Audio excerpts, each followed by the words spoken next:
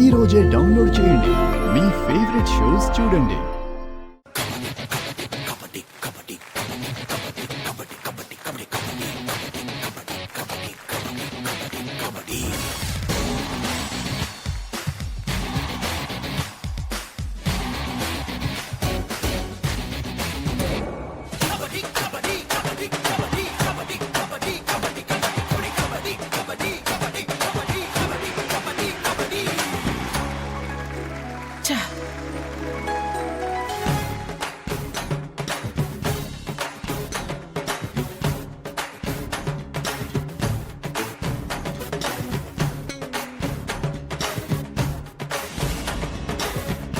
అయ్యో